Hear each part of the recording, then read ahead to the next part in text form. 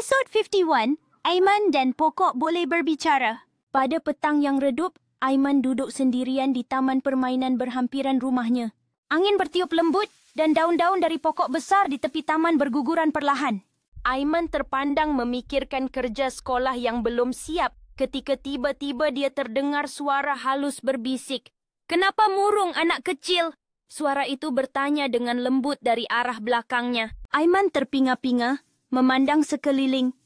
Tiada siapa di situ, tetapi suara itu kedengaran lagi. Suara itu datang dari arah pokok besar di belakangnya, membuatkan Aiman rasa penasaran. Dengan rasa ingin tahu, Aiman mendekati pokok itu perlahan-lahan sambil bertanya, "Siapa yang bercakap? Aku pokok tua di sini."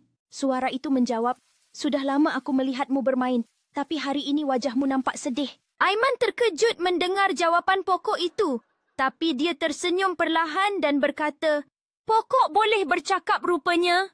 Pokok itu tertawa kecil, suaranya seperti deru angin di celah daun, menyenangkan hati Aiman. Pokok yang lama hidup akan belajar mendengar hati manusia. Sambung pokok itu, "Bila seseorang jujur dan baik, kami mampu berbicara dengannya." Aiman segera menceritakan segala tentang kerjanya yang sukar, kawannya yang sering mengejek, dan perasaan letih belajar. Pokok itu mendengar dengan sabar, lalu berkata lembut, "Lihatlah aku, Aiman. Setiap hari aku berdiri di sini, disapa angin, disimbah hujan, dan disinari matahari," kata pokok itu. "Kadang burung hinggap, kadang rantingku patah, tapi aku tetap berdiri," sambungnya lagi. "Kerana setiap hari ada makna tersendiri," katanya, membuat Aiman terdiam sambil merenung. Sejak hari itu, Aiman sering ke taman selepas pulang dari sekolah dan dia merasa lebih bahagia. Dia duduk di bawah pokok itu, berbual seperti kawan baik yang sudah lama dikenali. Kadang dia bercerita tentang hari yang seronok dan kadang hanya diam mendengar bunyi daun bergesel. Pokok itu tidak selalu menjawab, tetapi Aiman tahu pokok itu sedang mendengar walau tidak berkata apa-apa. Setiap kali angin bertiup lembut dan daun bergoyang, Aiman merasa seakan-akan pokok itu berbicara dengannya. Beberapa minggu kemudian, taman ditutup untuk kerja penyelenggaraan dan pokok itu akhirnya ditebang. Aiman berasa sedih, tetapi semasa pulang, dia ternampak sehelai daun kering di dalam beg sekolahnya. Di tengah daun itu tertulis halus, "Teruslah berdiri, Aiman, walau angin datang dari manapun." Aiman tersenyum kecil, merasa hatinya tenang dan penuh harapan. Dia tahu bahawa sahabatnya itu tidak pernah benar-benar hilang, cuma hidup dalam semangatnya sendiri. Pengajaran dari cerita itu sangat jelas. Kadang-kadang nasihat terbaik datang dari alam sekitar kita. Belajarlah daripada kesabaran dan keteguhan yang ada pada makhluk ciptaan Tuhan yang lain.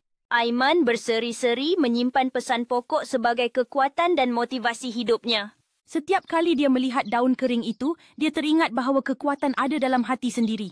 Aiman sedar bahawa walaupun pokok itu tiada lagi, semangatnya tetap hidup dalam dirinya. Dia berjanji akan terus berusaha dan tidak pernah berputus asa seperti pokok itu. Di hatinya, dia tahu yang pokok itu kini menjadi sebahagian daripada semangat keberaniannya. Sampai ke hari ini, Aiman tetap mengingat pesanan di daun itu dan terus berjuang. Cerita ini mengajar kita bahawa alam dan makhluk di sekeliling memberi pelajaran berharga. Kita mesti belajar mendengar dan menghargai mereka yang berada di sekitar kita. Aiman kini lebih menghargai keindahan dan kebijaksanaan alam buat hidupnya. Semua ini bermula dari satu detik di taman saat suara pokok itu memanggilnya. Pengalaman itu mengubah pandangannya tentang kehidupan dan kekuatan hati yang sebenar. Setiap cerita mempunyai hikmah dan Aiman merasai hikmah terbesar berasal dari alam. Dia tahu bahawa setiap makhluk mempunyai cerita dan suara yang patut didengari.